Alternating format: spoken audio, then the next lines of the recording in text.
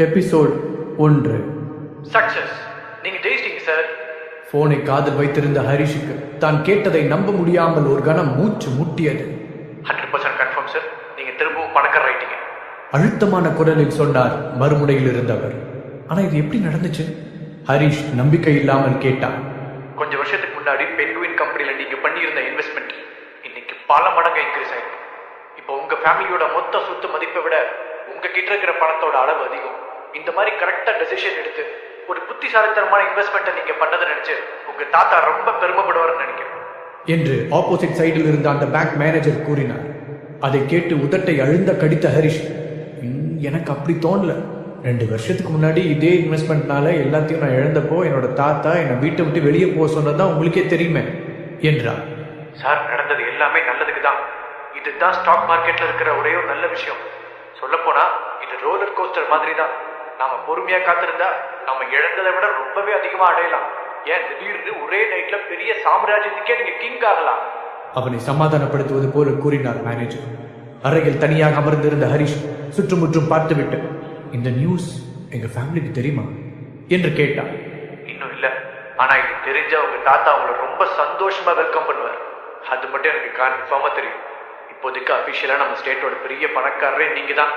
அந்த மேனேஜர் கூற மெதுவாக சிரித்த ஹரிஷ், அதை பத்தி அப்புறம் பார்க்கலாம். சரி, இப்போ என்கிட்ட மொத்தமா எவ்வளவு பணம் இருக்கு என்று ஆர்வத்துடன் கேட்டான். அப்போது சரியாக அந்த வீட்டின் ஹாலில் இருந்து ஒரு சிறுசிறுப்பான குரல், ஏய் விட்டி ஆபீசர், எங்க போய் தொலைஞ்ச?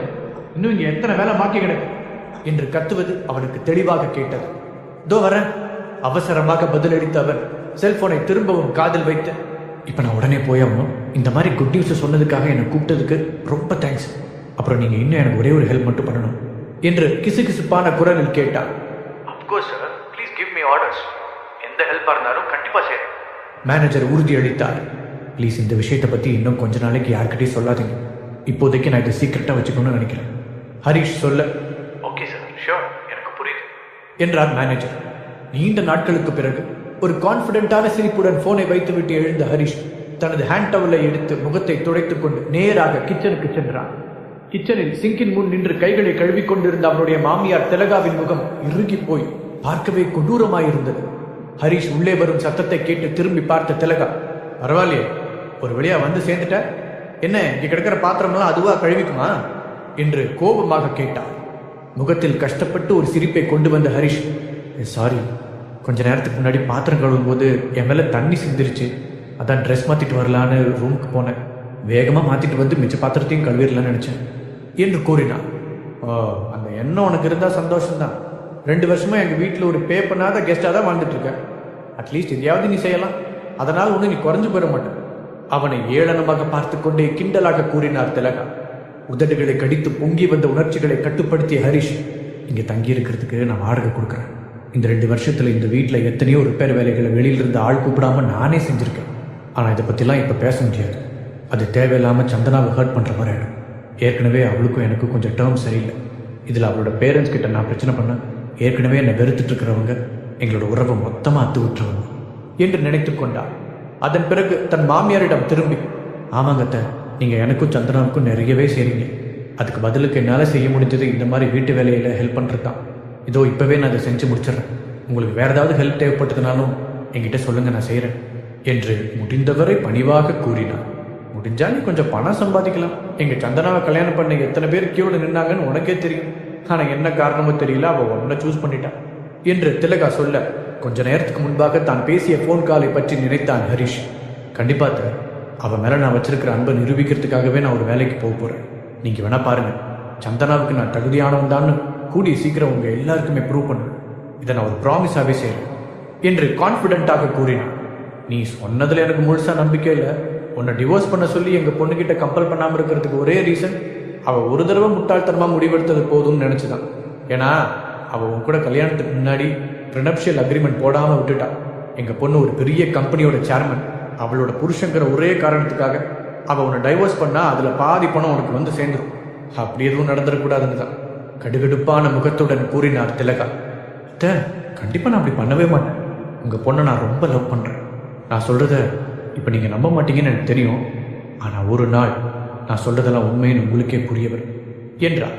அவன் சொன்னதை கேட்டதும் திலகாவின் முகம் கொஞ்சம் மென்மையாக மாறியது. இப்படி நான் சொன்னேன்னு தெரிஞ்சா என்னோட புருஷனை கொன்றுவர். பட் நீ சொன்னதை செய்வேன்னு ஒரு ஓரத்தில் நான் நம்புறேன் என்று கூறினார். தேங்க்ஸ் சொன்ன ஹரிஷ் திலகாவை தாண்டி சிங்கிற்கு பக்கத்தில் போனான். ஒரு சிரிப்புடன் அதற்குள் கிடந்த தட்டை எடுத்தவன், இப்போ நான் இந்த பாத்திரம் கழுவுற வேலையை பார்க்குறேன் என்றார். ஒரு 1/4 மணி நேரம் கழிய பாத்திரங்கள் மொத்தத்தையும் கழுவி கழித்து விட்டு தன்னுடைய வாட்சை பார்த்தான் ஹரிஷ். ஓ, மணி 5 ஆயிடுச்சா? அப்படின்னா சந்திரா இந்நேரம் வீட்டுக்கு வந்திருப்பான்னு நினைக்கிறேன். தனக்குத்தானே சொல்லிக் கொண்டான். கைகளை துடைத்து விட்டு வெளியே வர ஹாலில் இருந்து டிவி சத்தம் கேட்டது. ஒரு பெரிய மூச்சை எடுத்து விட்ட ஹரிஷ் மெதுவாக அங்கு சென்றான். Welcome home baby. ஹரிஷ் தன்னுடைய மனைவியை பார்த்து சிரித்தவாறு சொன்னான். அவனுக்கு முன்னால் இருந்த சோஃபாவில் உட்கார்ந்திருந்த சந்தனா அவனை திரும்பி பார்த்து கையசைத்தான். சந்தனாவுடைய பிரைட்டான கண்களையும் கவர்ச்சியான உதடுகளையும் பார்த்த ஹரிஷ், இவளை ஒவ்வொரு தடவை பார்க்கும்போதும் என் வயிற்றுக்குள்ள பட்டாம்பூச்சி பறக்குது. சந்தனா உண்மையிலேயே ரொம்ப அழகானவதான். ஆனால் அதுக்காக மட்டும் நான் அவளை லவ் பண்ணலை. நான் பார்த்ததுலேயே ரொம்ப இன்ஸ்பைரிங்கான கோல் ஓரியன்ட் பொண்ணு இவ தான். இல்லாட்டி இந்த சில வருஷங்களில் ஒரு கம்பெனியோட அசிஸ்டண்ட்லேருந்து சேர்மன் வரைக்கும் அவளால் வளர்ந்துருக்க முடியாது. உண்மையிலேயே அவள் சூப்பர் தான் என்று நினைத்தான். ஹாய் ஹரிஷ் என்று வேறொரு குரல் கேட்க அது யார் என்று பார்க்காமலேயே ஹரிஷுக்கு புரிந்தது. ஹாய் தர்ஷினி, உன்னை பார்த்ததில் ரொம்ப சந்தோஷம். தன் மனைவியின் உயிர் தோழியை பார்த்து நட்பாக சிரித்தான் ஹரிஷ். சந்தனாவின் பக்கத்தில் அமர்ந்திருந்த தர்ஷினி அவனை பார்த்து கிண்டலாக நைஸ் ஷர்ட் என்றாள். உடனே குனிந்து பார்த்த ஹரிஷ் தன்னுடைய சட்டையில் திரும்பவும் கரையாகிவிட்டதை கவனித்தான். லேசாக முகம் சிவந்தவன், நான் பாத்திரம் கழுவிட்டு இருந்தேன் அதான் என்று பதிலளித்தான். So cute. எங்கள் வீட்டிலலாம் இந்த மாதிரி வேலையெல்லாம் செய்யறதுக்கு நாங்கள் தனியாக சம்பளத்துக்கு ஆள் போட்டிருக்கோம் என்று ஒரு மாதிரியான டோனில் கூறினாள் தர்ஷினி. அவளை திரும்பி பார்த்த சந்தனா, எல்லாரும் ஒன்ன மாதிரியே வசதியான வீட்டில் பிறக்க முடியாது தர்ஷினி, சில பேர் கஷ்டப்பட்டு வேலை செஞ்சு தான் ஆகணும் என்று சொல்லிக்கொண்டே ஹரிஷை பார்த்து பேச்சை தொடர்ந்தாள். அதுலேயும் சில பேர் ரொம்ப கஷ்டப்பட்டு ட்ரை பண்ணுவாங்க. அதுக்கான பலன் கிடைக்கும்போது உண்மையிலேயே அது நாம் எதிர்பார்த்ததை விட ரொம்ப பெருசாக இருக்கும் சொன்ன சந்தனா அவனை பார்த்து ரகசியமாக கண்ணடித்தாள். பதிலுக்கு கண்ணடித்த ஹரிஷ், என்னோட பாஸ்ட்டை பற்றி இவகிட்ட சொல்லாததுக்கு நான் ரொம்ப கில்ட்டியாக ஃபீல் பண்ணுறேன்.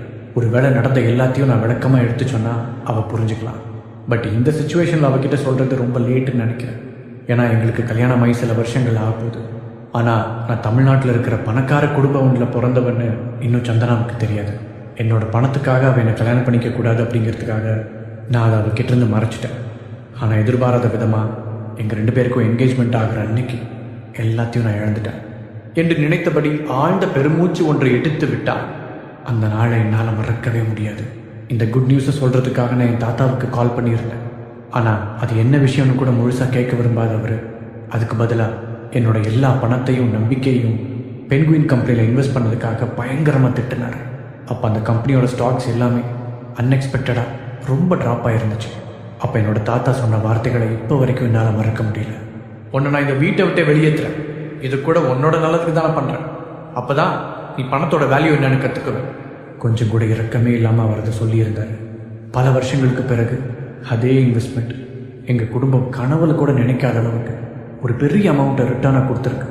இப்போது இந்த ஸ்டேட்லேயே பெரிய பணக்காரன் நான் தான். ஆனால் இது எப்படி என்னோடய ஒய்ஃப் கிட்ட சொல்ல முடியும்? அவள் இன்னும் என்னை ஒரு வேலை இல்லாத இதுக்கும் உதவாதன்னு தான் நினச்சிக்கிட்டு இருக்கான். முதல்ல அவள் என்னை முழுசாக நம்புறான்னு தெரிஞ்சதுக்கப்புறம் தான் இந்த சீக்கிரட்டை நான் அவகிட்ட சொல்ல முடியும் என்று தன் வாழ்க்கையில் நடந்த பழைய விஷயங்களை நினைத்து பார்த்த ஹரிஷ் கடைசியாக முடிவெடுத்தான். சோஃபாவில் இருந்து எழுந்து வந்த சந்தனா ஹரிஷின் கன்னத்தில் மென்மையாக முத்தமிட்டாள். ஹரிஷ், நான் உன்னை தப்பாக சொல்லலை. பட் தர்ஷினி சொன்னது சரிதான். உன் ட்ரெஸ் ரொம்ப மோசமாக இருக்கு. நீ உடனே போய் அதை மாற்று சொன்ன சந்தனா தர்ஷினியை திரும்பி பார்த்து விட்டு, அதுவும் முக்கியமாக நம்ம வீட்டில் ஒரு கெஸ்ட் இருக்கும்போது நீ இப்படிலாம் இருக்கக்கூடாது என்றாள். தலையாட்டிய ஹரிஷ், தோ இப்போவே மாத்துறேன் சொல்லிவிட்டு தங்களுடைய ரூமிற்கு சென்றார். அன்றைய இரவுக்குள் 2வது தடவையாக ஷர்ட்டை மாற்றிவிட்டு திரும்பவும் ஹாலுக்கு வந்த ஹரிஷ் தர்ஷினி சந்தனாவிடம் சொல்லிக் கொண்டிருந்ததை கேட்டு மேலே நடக்க முடியாமல் அப்படியே நின்றான். நீ ஏன் இப்படி இருக்கேன்னு எனக்கு இன்னும் புரியவே இல்லை. நீ ஒரு கம்பெனியோட பாஸ், ஆனால் அவன் எதுக்குமே லாய்க்கில்லாத ஒரு வெறும் பூஜ்யம். அப்படி இருக்கும்போது நீ ஏன் இன்னும் அவன் கூட வாழணும்னு நினைக்கிற என்ற தர்ஷினியின் கேள்விக்கு பதில் சொல்லாமல் கொஞ்ச நேரம் அமைதியாக இருந்தாள் சந்தனா. அவன் எப்பவும் இப்படி கிடையாது. நாங்கள் ஃபர்ஸ்ட் டைமாக மீட் பண்ணப்போ அவன் ரொம்ப சார்மிங்காகவும் கான்ஃபிடென்ட்டாகவும் இருந்தான். இடையில் அவனுக்கு என்ன நடந்துச்சுன்னு எனக்கு தெரியல. ஆனால் நான் அவன் கூட இருந்தால் அவன் திரும்பவும் பழையபடி மாறுவான்னு நம்புகிறேன். ஏன்னா அந்த பழைய ஹரிஷை நான் ரொம்ப லவ் பண்ணேன். சந்தனாவின் குரல் மெதுவாக வெளிப்பட்டது. நீ இப்பவும் அவனை லவ் பண்ணுறியா? தர்ஷினியின் கேள்வி அவளை நேராக தாக்கியது. தன்னுடைய கீழ் உதட்டை கடித்த அவள், தெரியல, சம்டைம்ஸ் நம்ம உண்மையை ஒத்துக்கிட்டு தான் ஆகணும். எங்களுக்குள்ளே இருக்கிற ரிலேஷன்ஷிப்பில் இப்போ ஒரு கேர்டேக்கர் மாதிரி ஃபீல் பண்ணுறேன். இந்த கொஞ்ச நாளில் அவன் சுத்தமாக மோசமாயிட்டான். எங்களுக்கு இடையில இருந்த ரொமான்ஸ் சுத்தமாக போயிடுச்சு. இதை பற்றி நான் அவன்கிட்ட டைரெக்டாக பேசினா எங்கள் உறவில் முன்னை விட அதிகமாக விரிசல் விழுந்துருமோன்னு பயமாக இருக்குது. நான் அவனை லவ் பண்ணுறேன், ஆனால் இதுக்கு மேலேயும் நான் அவனை இதே மாதிரி லவ் பண்ணுவேனான்னு தெரியல. சந்தனா சொல்லி முடிக்க தர்ஷினி தலையசைத்தாள். சந்தனா, நீ ரொம்ப அழகானவள், நல்லவள், எல்லாத்தையும் விட ஒரு சூப்பரான பிஸ்னஸ் உமன். உனக்கு கண்டிப்பாக இதை விட பெஸ்ட்டாக ஒருத்தன் கிடைப்பான். நீ ஏன் டிவோர்ஸ் பண்ணுறதை பற்றி யோசிக்கக்கூடாது? ஒருத்தர் மேலே இருக்கிற பரிதாபத்தால் நம்ம அவங்க கூட சேர்ந்து வாழணும்னு அவசியம் இல்லை. தர்ஷினி அட்வைஸ் செய்தாள். நான் அவன் மேலே பரிதாபப்படலை, அவன் பழைய மாதிரி மாறணும்னு ஆசைப்படுறேன். உண்மையை சொல்லணுன்னா இப்போ நான் இதை பற்றி பேச விரும்பலை. நான் என்னோட முழு நாளையும் சின்சியராக ஒர்க் பண்ணுறதுக்காக ஆஃபீஸில் செலவு பண்ணுறேன். அட்லீஸ்ட் வீட்லேயாவது அதெல்லாம் கொஞ்சம் தள்ளி வச்சுட்டு நிம்மதியாக இருக்கணும்னு நினைக்கிறேன். சந்தனா சொல்லவும் தர்ஷினி அவளுடைய தோளில் ஆறுதலாக தட்டி கொடுத்தாள். சரி, இதுக்கு மேலே நான் இதை பற்றி பேசலை. ஆனால் உன் வேலையில் என்னாச்சு? நீ எப்போவோட இன்னைக்கு ரொம்ப ப்ரெஷரில் இருக்கிற மாதிரி தெரியுது. தர்ஷினி அக்கறையாக கேட்டாள். எங்கள் கம்பெனிக்கு போன மாதம் ஒரு கான்ட்ராக்ட் கிடச்சிது. அதில் டேட்டாவை கால்குலேட் பண்ணுறதுல ஒரு பெரிய தப்பு நடந்துருச்சு. எங்களுடைய ப்ராடக்ட் அவங்களுக்கு திருப்தியாக இல்லை. ஸோ 7 கோடி ரூபா நஷ்டஈடாக கொடுக்கணும்னு சொல்லியிருக்காங்க. என் கம்பெனிலேருந்து இப்போதைக்கு அவ்வளோ பணம் எடுக்க முடியாது. அதனால் எனக்கு இப்போ குறைஞ்சது ஒரு 4 கோடியாவது இன்வெஸ்ட்மெண்ட் தேவைப்படுது, அதுவும் 1 வீக்குக்குள்ளே. இது மட்டும் நடக்கலான்னு என் கம்பெனி திவால் ஆகிடும். என் ஸ்டாஃப்ஸை நினச்சாதான் எனக்கு ரொம்ப கவலையாக இருக்குது. சந்தனா சொல்ல தர்ஷினியுடைய கண்கள் பெரிதாக விரிந்தது. 1 வீக்கில் 4 கோடி ரூபா இன்வெஸ்ட் பண்ணுற மாதிரி ஒருத்தரை நீ எப்படி கண்டுபிடிக்க போகிற? தர்ஷினி கேட்க சந்தனாவின் கண்கள் கலங்கியது. அப்போதுதான் ஹரிஷ் அங்கு நிற்பதை கவனித்த சந்தனா அவரிடம் திரும்பி, ப்ளீஸ் ஹரிஷ், என்ன தப்பாக நினச்சிக்காத. நான் தர்ஷினி கூட கொஞ்சம் தனியாக பேசணும். நீ கொஞ்சம் இங்கிருந்து போக முடியுமா என்று கன்னத்தில் வழிந்த கண்ணீரை துடைத்து கொண்டே கேட்டாள். தன்னுடைய மனைவியின் கஷ்டத்தை பார்த்து மனதிற்குள் துடித்த ஹரிஷ், சரிம்மா, நான் நம்ம ரூமுக்கு போகிறேன், நீங்கள் பேசுங்க என்று சொல்லிவிட்டு அங்கிருந்து சென்றார். அவர்களின் ரூமுக்கு வந்த ஹரிஷ், நான் கண்டிப்பாக அவளுக்கு ஹெல்ப் பண்ணணும். அவள் கல்யாணம் பண்ணியிருக்கிறது ஒரு வேஸ்ட் ஃபெலோவை இல்லை, உண்மையான ஒரு ஆண்மகனன்னு நான் சந்தனாவுக்கு ப்ரூவ் பண்ணியே தீருவேன். அதுக்காக நான் என்னோட சொந்த சாம்ராஜ்யத்தையே உருவாக்க போகிறேன். முடிவெடுத்து அவன் தன்னுடைய செல்போனை கையில் எடுத்தான். அப்போதுதான் தன்னுடைய தாத்தாவின் எஸ்டேட் எண்ணிலிருந்து 10க்கும் மேற்பட்ட மிஸ்ட் கால்கள் வந்திருப்பதை கவனித்த ஹரிஷ் திகைத்தான். ஏன் தாத்தா இத்தனை தடவை கூப்பிட்டுருக்காரு? இந்த 2 வருஷமா அவர் என்னை கூப்பிட்டதே இல்லையே. அவர் என்னை வீட்டு விட்டு வெளியேற்றுறேன்னு சொன்ன அன்னைக்கு லாஸ்ட்டாக அவர் கூட பேசினது. ஒருவேளை இந்த ஷேர் மார்க்கெட் சக்ஸஸ் பற்றி அவருக்கு தெரிஞ்சிருக்குமோ? செல்போன் ஸ்கிரீனையே பார்த்த ஹரிஷ் தனக்குத்தானே கேட்டுக்கொண்டான். அதற்குள் வாட்ஸ்ஆப்பில் அவனுடைய தாத்தாவிடமிருந்து ஒரு மெசேஜ் வந்ததாக நோட்டிஃபிகேஷன் காண்பிக்க தயக்கத்துடன் அதை ஓப்பன் செய்து படித்தான். ஹரிஷ், நான் உன்னை பற்றி தப்பாக பேசிட்டேன். நம்ம குடும்பத்துக்கு நீ தேவை. பென்குயின் கம்பெனியில் நீ இன்வெஸ்ட் பண்ணியிருந்த பணம் பெரிய லெவலில் இன்க்ரீஸ் ஆகிருக்கிறது எனக்கு தெரியும். இப்போ அந்த பணம் நம்ம குடும்பத்துக்கு தேவை. நீ மட்டும் ஹெல்ப் பண்ணலைன்னா நம்ம குடும்பம் மொத்தமாக கொலாப்ஸ் ஆகிடும் என்று வந்திருந்த அந்த மெசேஜை முழுதாக படித்தான் ஹரிஷ். 2 வருஷத்துக்கு முன்னாடி இதே கம்பெனியில் இன்வெஸ்ட் பண்ண அதே காரணத்துக்காக ஃபேமிலியிலிருந்து என்னை வெளியே துரத்தி விட்டாங்க. அதுவும் கல்யாணத்துக்கு சில நாட்கள் தான் இருந்த அந்த சிச்சுவேஷனில் அவங்க என்னை சுத்தமாக கழட்டி விட்டுட்டாங்க. ஆனால் இப்போது அதே இன்வெஸ்ட்மெண்ட் பணத்தை வச்சு ஃபேமிலிக்கு ஹெல்ப் பண்ண சொல்லி தாத்தா கேட்குறாரு. இதை நினச்சி பார்த்தா எனக்கு ரொம்ப காமெடியாக இருக்குது, பெயின்ஃபுல்லாகவும் இருக்குது. ஹரிஷ் யோசித்து கொண்டிருக்கும் போதே திரும்பவும் ஒரு மெசேஜ் வந்து விழுந்தது.